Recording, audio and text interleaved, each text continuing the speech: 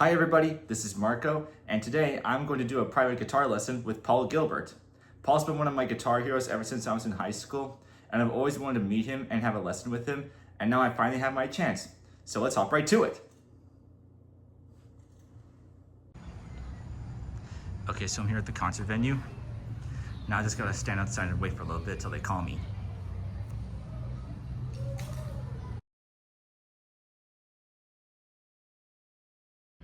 What are you working on? What's fun? Well, I'm working on my own stuff, but there's something that I was thinking maybe I could learn from you. Oh, cool. Yeah, I've been playing for almost 20 years now, but for the longest time, Scarify's been kicking my butt.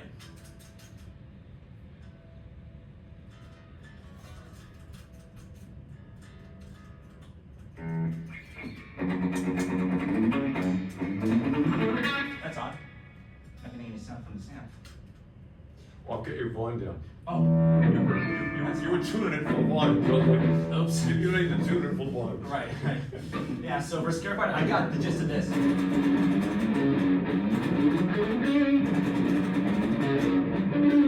And I got the gist of this too.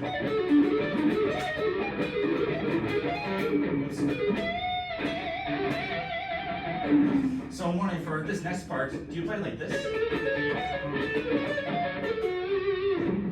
That I've played it kind of differently over the years, and the one that I settled on is similar to like 70s rock technique. You know, if you heard Freebird, Yeah. and they're going like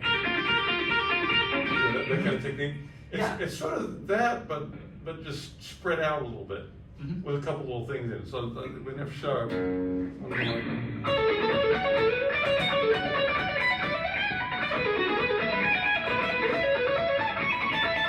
but the main lick, like if you let's just do it the one at E. And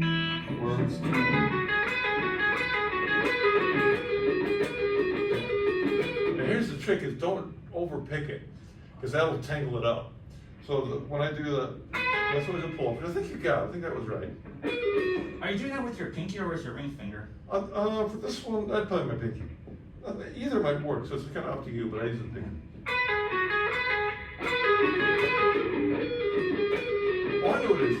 When you cross from string to string, instead of doing two downstrokes, because if you go like that, if you go down, down, that's going to be really hard to speed up. Oh, yeah. So try going down, up. Like that. Opposite. Instead, so when you have this, that'd be down, up, down, up, down, up. Like that? Almost. Start with the downstroke. So down, down, up. Yeah. I'm so used to economy picking. Well, it can work for certain things, but what it will do, the transition, you'll end up getting to a point where the transition will get tangled. For sure. So, I mean, if you find another way to do this, that's fine. But that's the essential thing. So before you add like, a ton of information, just try to get that where it's real smooth. You're able to like stomp your foot to it, like.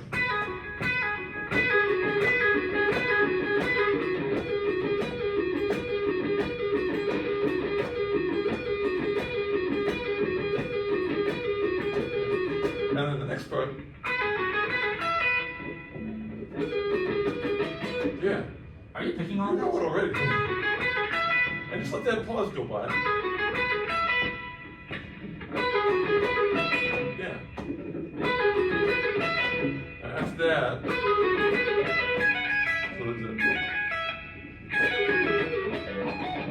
Yeah.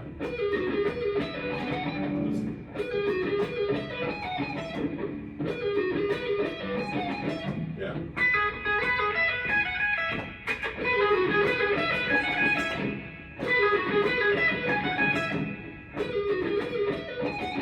That sounds great, and that's the nice thing about playing that slower tempo is you can hear if there's any string noise, if you need to clean it up. But that's all working. That sounds good. So if that gets a little quicker.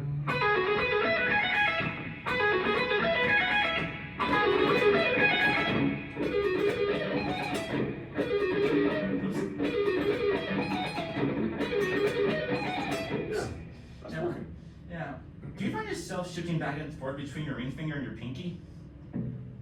Well, when you Or what do you mean shooting? like you play with your ring finger down here, then you shift your pinky up here. Well, everybody, it's funny, like, my heroes don't play the way I do. Mm-hmm. And I'm kind of aware, you know, that something that's working for them, I mean, for example, Gary Moore, a lot of times when he's playing pentatonic, he'll just use 2 fingers. Whoa. He'll use like a 2-finger guy, then once in a while he'll use the 3rd, and hardly ever the pinky. And, you know, I wouldn't change anything, it sounds great. The same thing with Michael Schenker. And there's a lot of stuff where Yngwie or Eddie Van Halen would use their 3rd finger and I'd use the pinky. And they sound great. There's no problem to fix. So it really, to me, a lot of this stuff's really individual choice. I tend to use these 2 probably more than most players do. It's not necessarily an advantage. It's just, I mean, it might be an advantage, like this sort of thing. Like, what's the? But even if I didn't, let's see. Yeah, it's certainly 2. So it's really, it doesn't matter that much. It's just sort of what you find is comfortable for you. Just my thing is I'm trying to make it as easy for myself to play as possible. Oh, of course, yeah. So from hearing you play just a little bit, the main thing I do is really try to be aware of the tempo and have your stomp along with it. Like if I'm practicing a scare fight, I'm going to have my foot going.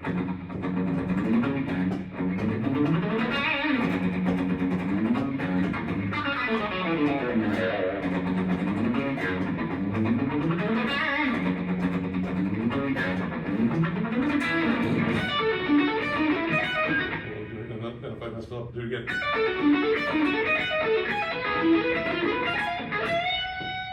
It's like,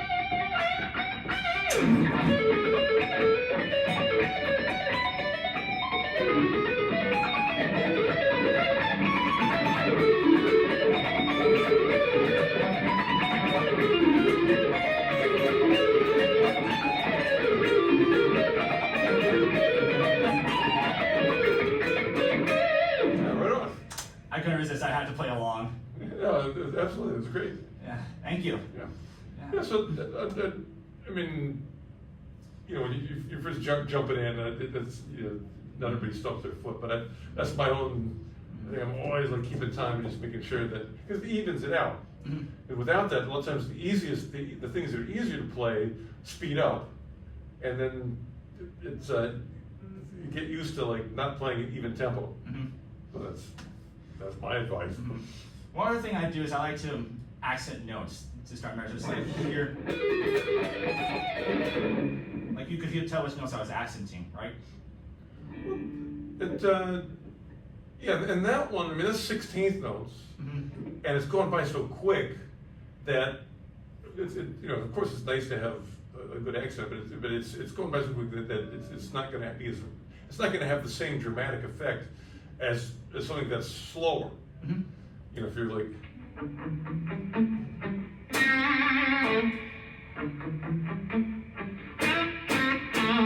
know, that's going to be, you're going to hear the contrast more. For sure. In that context.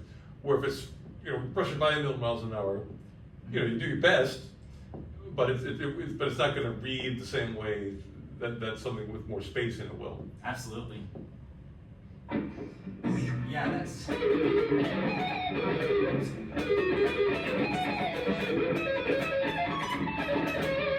Yeah, so that's that.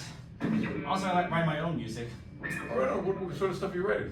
I'm writing what I call progressive power chords, a mix of progressive metal, power metal, and metalcore. Cool. Yeah, there's a solo that I really like. It's called From Within, and it begins with this awesome sequence.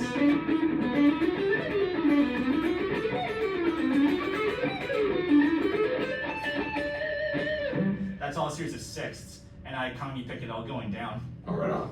Yeah.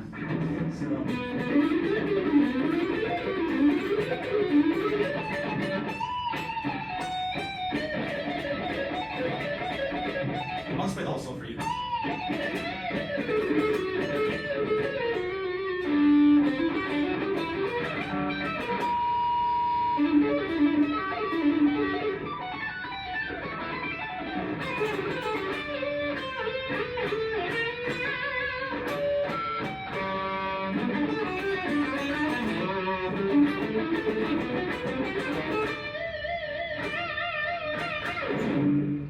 So what is the drummer doing?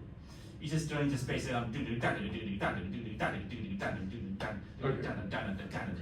I be a drummer? Yeah, absolutely. 1, 2, 1, 2, 3, 4.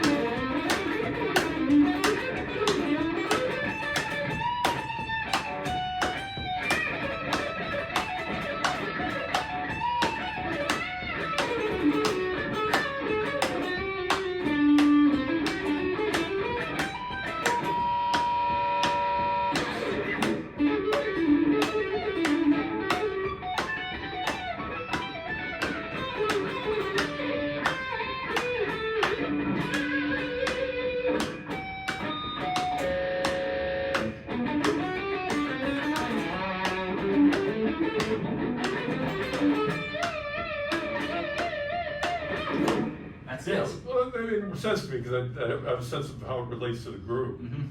So, yeah, but that's, I mean, that sort of style, it's one of the main things, of course, is cleaning up the string noise. Yeah, for sure. Which, that's a battle, you know, it's such a battle, you know, with the more distortion there is, makes it easier to play, For and sure. it makes it give you a cool rock tone, but then there's a little squunchies to take care of. Yeah. And, you know, that's, well, what's the first, like, what's the very beginning of it again? It's, So you're playing that super fast, right? Like, yeah. 1, 2, 3, 4. That.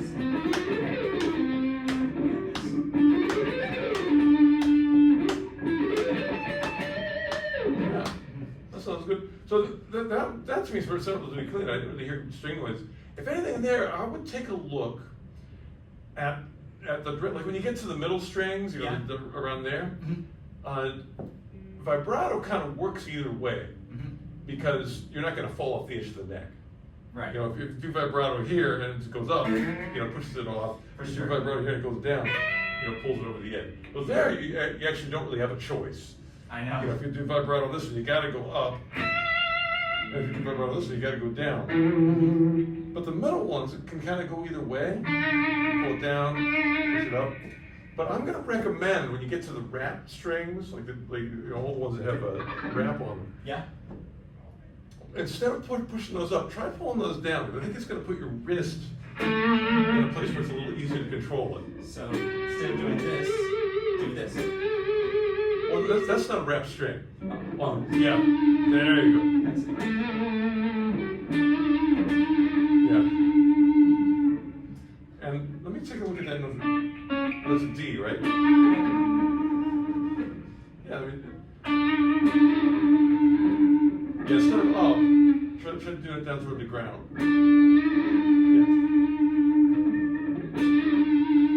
Just a lot more natural. So there's step one. Step two is instead of doing a squeeze with your joints, Yeah. just kind of lock that into place and use your wrist. So like, when I'm doing this,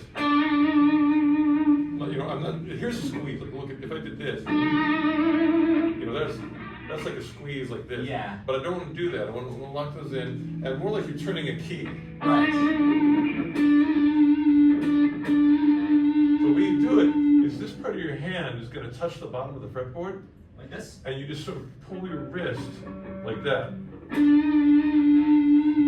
Yeah, that won't be perfect today, but that's like the more 70s rock, Brian May, you know, the cool guys from the 70s. I like to think of that as a hang loose side. Yeah, exactly. Yeah. And try to lock these up a little more. So yeah, so it's really, because ultimately your wrist is going to have a lot more power and control than, because the size of it, I mean, that's so much bigger than these little things. Oh yeah, for So- sure.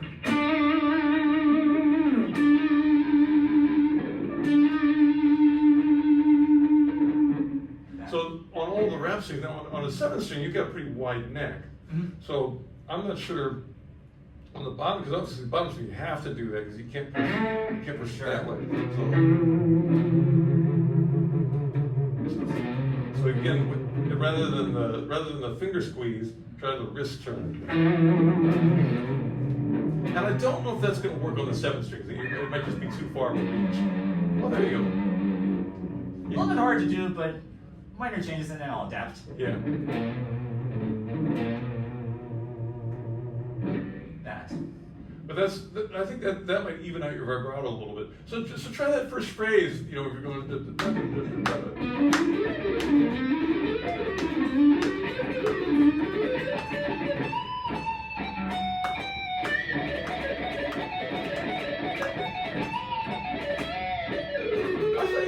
I thought you had a vibrato thing on the D string on that beginning. It's from this part here. Right here. Yeah. So that's more like the Eric Clapton method, where it's like floating. Yeah. Which I'm not much good at that, but I know it works because Clapton's great when he does that. That's a possibility too. He is. But in general, on the wrapped ones, I pull them down to the ground. I think when you get used to it, it'll even out your vibrato a little bit. Once I get used to it, I might never go back. On these strings, of course. Yeah. On the higher strings, I'm gonna have to push out. Yeah, the plain ones you tend to go up. Mm-hmm. The G string for me is sort of, I tend to do both depending on the lick. Mm-hmm. You know, if it's like a vibrato with a bend, then I'll do it up. But if it's what's the one I go down? Let's see. Yeah, just for like one finger vibrato.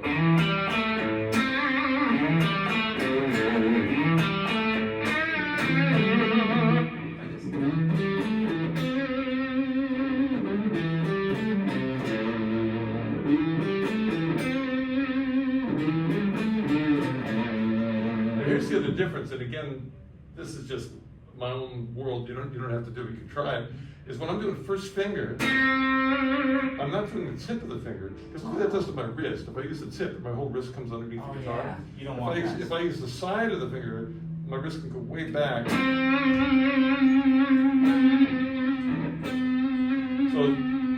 if you don't have a callus there yet, I don't. yeah, then you probably get about 2 of those a day before you get a blister. Mm-hmm. So that might take a few weeks before you can really develop the skin there. You'll do that.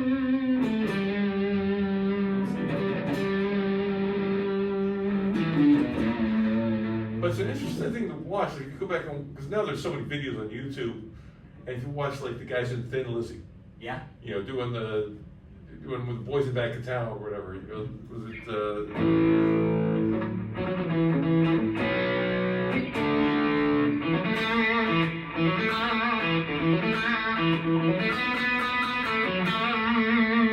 And you'll see Scott Gorham and Gary Moore, you know, doing that, where you might see John Petrucci, and he's going to be more fingertips. So there's not like one way to do it, but definitely like I have a certain love for the '70s guitar players, and they tend to do it more like that.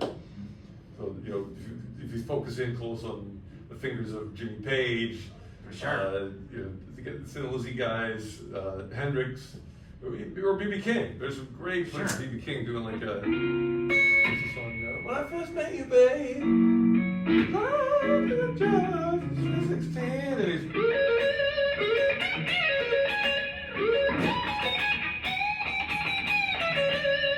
He actually goes up quite a bit on the B string. One finger too.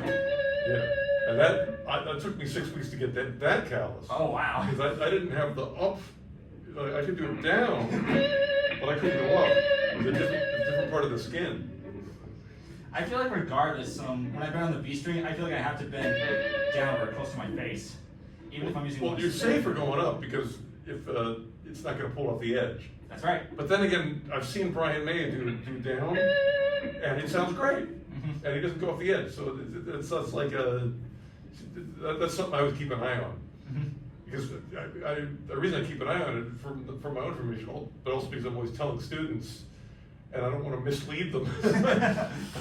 Because I'm the only guy that does a certain way. I get like, well, you know, if Brian May does it, I'm not going to yell at the student. Can't blame him, I right? wouldn't yell at Brian May. He sounds great. Yeah, so there's that. What about vibratos with chords? How do you approach that? It depends on the chord. It's like a bar chord. For example, if you've got like,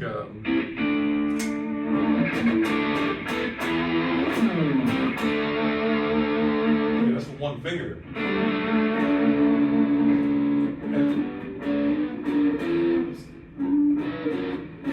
There we go.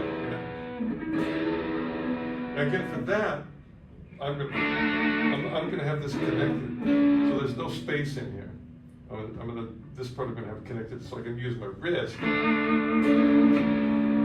got a big space in there. Try to close that up by connecting this, and then you can use your wrist. So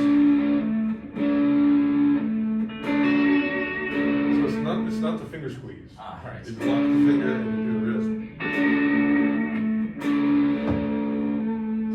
My thing is, I really want to tilt my wrist. I know I'm going to get a better vibrato like that. Yeah.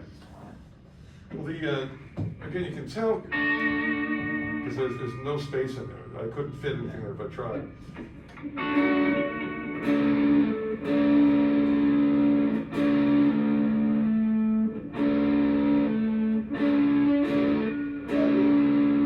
It could take a while to get it, but that's the general idea. I was going to say, there's a song by Heart. I think it's in their first album, called Sing Child, and it goes. And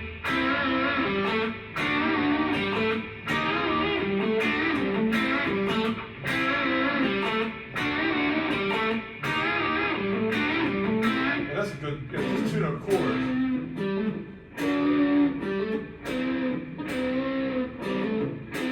And so it's like, wa-da-da-da, the da-da-da-da.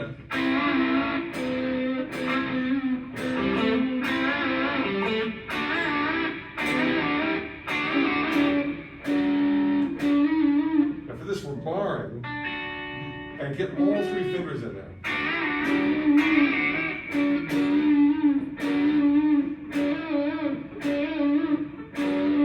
You gotta keep barring.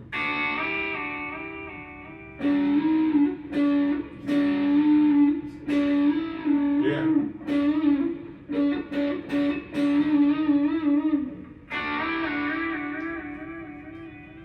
There's a Deep Purple song that does that. Was it?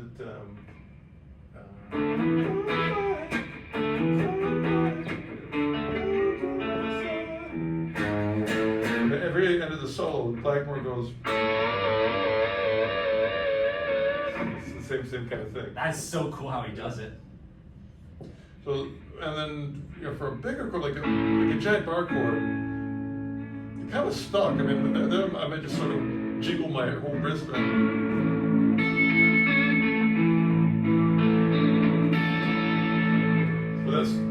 Now I feel like I have to move my fingers instead of my wrist. But I think like for vibrato and chords, that's where I'd be really happy to have a whammy bar. Me too. If you listen to Robert Trower and stuff, he'll just do a beautiful chord and have the whole whammy going. So just blame it on the gear. Mm-hmm. When you feel like you completely nailed the nasty vibrato, did you feel like using a whammy bar made your sound not as organic as with the left-hand vibrato? It's just different. I mean, actually in soundcheck, we're going to South America. The next tour is in South America. Mm-hmm. And they're all here we can travel on a bus. Mm-hmm. So we only have to fly the gear to the first city and then back from the last city. Wow. And so you don't have to fly too much. In South America, every show you have to fly to, which means you have to pay extra fees for your gear. So I'm trying to pare down, have less guitars, and so I don't use the whammy that much. So I'm trying to take the whammy solos and do it with my hands because I'll save a bunch of money from not having to fly the guitar around. So, for example, one of the songs we do, it's 1 and 2 and 3.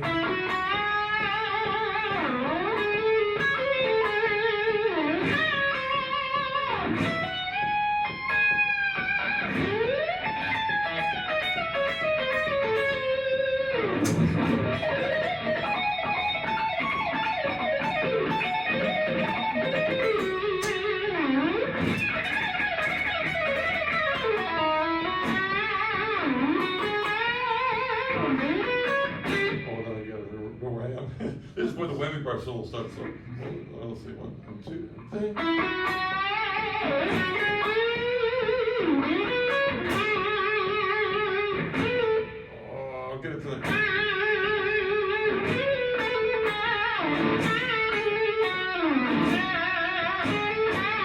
it's a whoa, whoa, whoa, whoa. And normally the whammy. Yep. But I can kind of get it with my hands if I try. So that'll save me some dough. For sure. Yeah, in my music, I have a lot of parts where I make the guitar squeal like Dynamite Duro, Joe Satriani. And if I have a guitar that doesn't have a floor or any kind of whammy bar, I just do a bunch of random natural harmonics. You saw that with my solo earlier. What's your opinion on that? Explain it again. In my music, I do a bunch of high-pitched squeals like Dynamite Duro or Joe Satriani. Okay. And if I'm holding a guitar and it doesn't have a Floyd Rose right. part, then I just do a bunch of random harmonics. Like, what's your opinion on that? Well, I'd probably have to hear the squeal. It's a squeal with a whammy? Yeah, it's a. Yeah, for that, well, there's always a slide, you know. But that, I would probably try to get a pinch harmonic.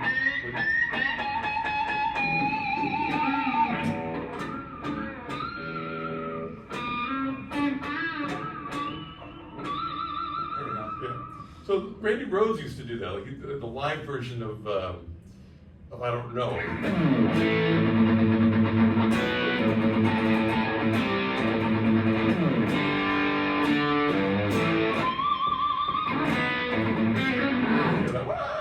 And he nailed those. Now the trick with that is, depending where you are on the string, you either get the harmonic you want, or you miss it, or you get a different harmonic. And so, yep. To me, those are sort of good to plan ahead. Mm-hmm. And so that one, if I want to do, that's a Randy Rhoads band, and I want to find out, like, where do I need to have my pick to get that? And it's usually somewhere around the neck pickup. So it's kind of a nice one there, but I want to go back a little.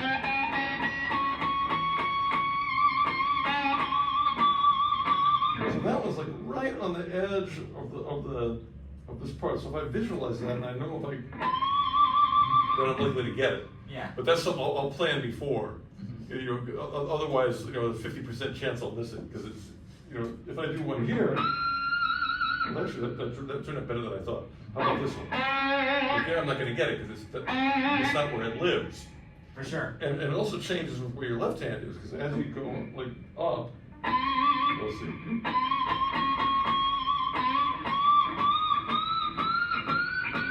You kind of have to pull both of them, because they have to work together. I was about to ask you that. Yeah, so that's there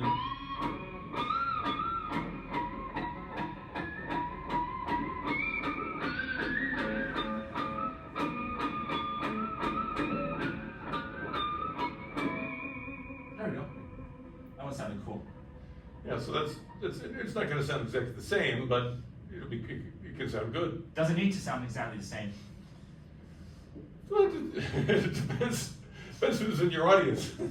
My audience will be flexible. And if it's a hook of the song. Yeah, it's a hook, but I can still make it sound cool. Yeah. In fact, after this, I might never go back to using the Floyd Rose again. I'm sure you have PTSD of tuning those things, huh? Oh, with tuning what? Floyd Rose guitars. I'm sorry, tuning what? Floyd Rose guitars that have the Floyd Oh, Rose. with all the guitars on the road? Yeah. It's they're very reliable, fortunately. Well, that's good. So, is there anything that you like to improvise with for jamming? Sure. What do you have a progression that you like to play with? Not sure. I'm fairly open to any progression that you give me. Let's try. I'm going to do one with a lot of space. Sure. So this is let me just work with it a little bit, and then after I play, I'll show you. One, sure. 2.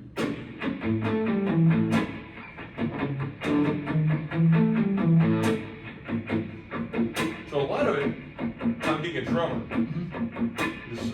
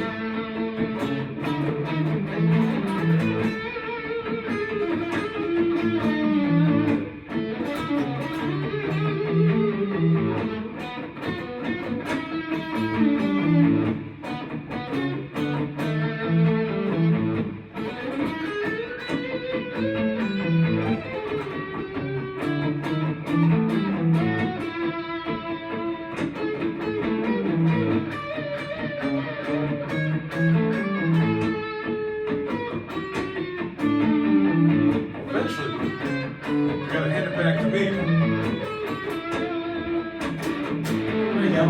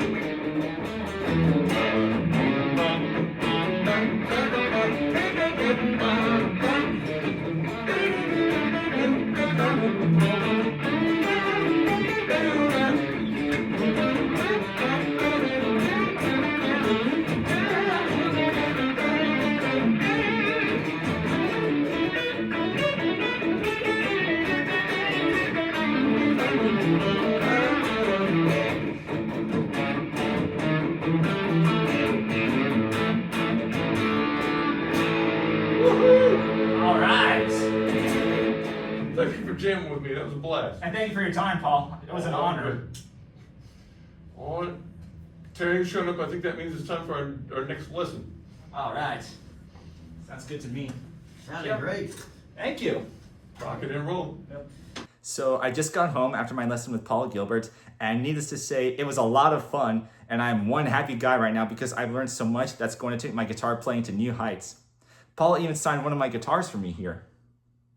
Paul has a very effective teaching style in the sense that when you work on a certain technique with him, like vibrato with multiple strings, as we did in our lesson, he has a song as an example, like when he used that Heart song, so that way you have a concept of how the technique should sound. I also like how he breaks down parts of songs as to how they're supposed to sound too. That's going to come in really handy once I finally retackle Scarified. Doing a little jam session at the end of the lesson with Paul is very fun. I really like how he's open to any kind of chord progression, and I also like how he lets you solo for as long as you want, but he does have to remind you when it's his turn to solo. Paul, if you're watching this video, thank you so much for your time today. It was an honor and a pleasure to learn from you. I hope to learn more from you soon. And thank you for watching this video. Please like, comment, and subscribe if you like what you saw here, and I'll catch you guys in the next video. Take care.